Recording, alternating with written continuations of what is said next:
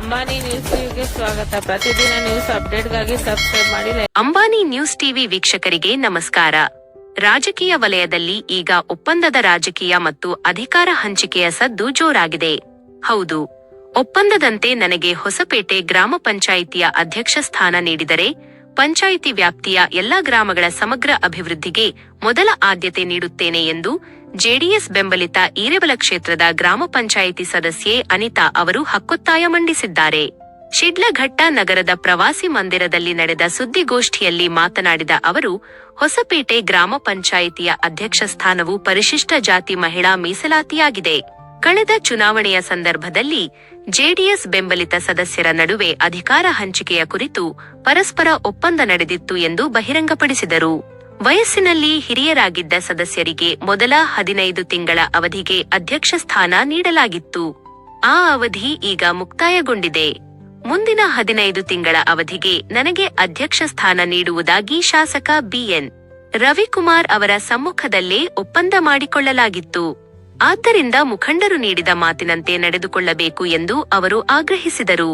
ಒಂದು ವೇಳೆ ತಮಗೆ ಅಧ್ಯಕ್ಷ ಸ್ಥಾನ ದೊರೆತರೆ ಹೊಸಪೇಟೆ ಪಂಚಾಯಿತಿ ವ್ಯಾಪ್ತಿಯ ಎಲ್ಲ ಹಳ್ಳಿಗಳಲ್ಲಿ ಕುಡಿಯುವ ನೀರು, ರಸ್ತೆ, ಚರಂಡಿ, ಸ್ವಚ್ಛತೆ ಹಾಗೂ ಬೀದಿ ದೀಪಗಳಂತಹ ಮೂಲಭೂತ ಸೌಲಭ್ಯಗಳಿಗೆ ಮೊದಲ ಆದ್ಯತೆ ನೀಡಲಾಗುವುದು. ಜನರ ಸಮಸ್ಯೆಗಳಿಗೆ ತಕ್ಷಣ ಸ್ಪಂದಿಸಿ ಪಾರದರ್ಶಕ ಆಡಳಿತದ ಮೂಲಕ ಹೊಸಪೇಟೆ ಗ್ರಾಮ ಪಂಚಾಯಿತಿಯನ್ನು ಒಂದು ಮಾದರಿ ಪಂಚಾಯಿತಿಯನ್ನಾಗಿ ಮಾಡುವುದಾಗಿ ಅನಿತಾ ಅವರು ವಿಶ್ವಾಸ ವ್ಯಕ್ತಪಡಿಸಿದರು. ಶಾಸಕ ಬಿಎನ್ ರವಿಕುಮಾರ್ ಅವರ ಜನಪರ ಕೆಲಸಗಳೇ ತಮಗೆ ಪ್ರೇರಣೆಯಾಗಿದ್ದು, ಪಕ್ಷದ ಹಿರಿಯ ಮುಖಂಡರು ಮಧ್ಯಸ್ಥಿಕೆ ವಹಿಸಿ ಒಪ್ಪಂದದಂತೆ ತಮಗೆ ಅಧಿಕಾರ ನೀಡಬೇಕು ಎಂದು ಅವರು ಮನವಿ ಮಾಡಿಕೊಂಡರು.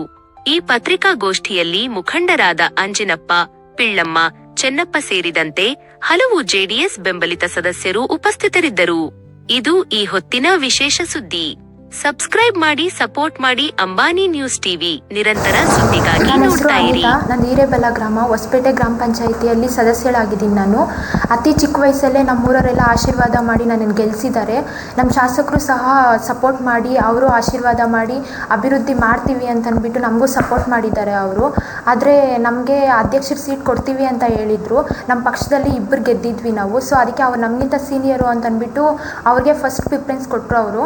ಬಟ್ ಇವಾಗ ನಮಗೆ ಕೊಡ್ತಿಲ್ಲ. ಸೊ ನಾವು ವೆಯ್ಟ್ ಮಾಡ್ತಿದ್ದೀವಿ ನಮಗೆ ಬೇಕು ಅಂತ. ಯಾಕಂದರೆ 1.5 ವರ್ಷ ಮುಗ್ದೋಗಿದೆ ಅವ್ರದ್ದು ಆಲ್ರೆಡಿ. ಇವಾಗ ನಮಗೂ ಒಂದು ಚಾನ್ಸ್ ಕೊಟ್ಟರೆ ನಾವು ಊರನ್ನ ಅಭಿವೃದ್ಧಿ ಮಾಡಬೇಕು ಅಂತ ಇದ್ದೀವಿ.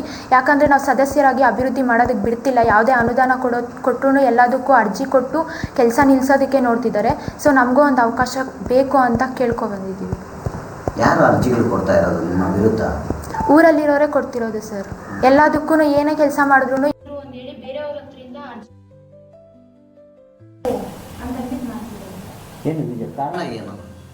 ಕಾರಣ ನಮ್ಮನ್ನು ನಿಲ್ಲಿಸಿರೋದೇ ಅವ್ರಿಗೆ ಪ್ರಾಬ್ಲಮ್ ಆಗಿರೋದು ಸರ್. ಸೊ ನಾವು ಗೆಲ್ಲಬಾರ್ದಾಗಿತ್ತು. ನಾವು ಕೆಲಸ ಏನು ಊರಲ್ಲಿ ಅಭಿವೃದ್ಧಿ ಮಾಡಬಾರ್ದು. ಅವ್ರು ಹೇಳ್ದಂಗೆ ಕೇಳ್ಕೊಂಡಿದ್ದಿದ್ರೆ ಸರಿ ಹೋಗ್ತಿತ್ತು. ಅದೇ ಪ್ರಾಬ್ಲಮ್ ಆಗಿರೋದು ಸರ್ ಈಗ.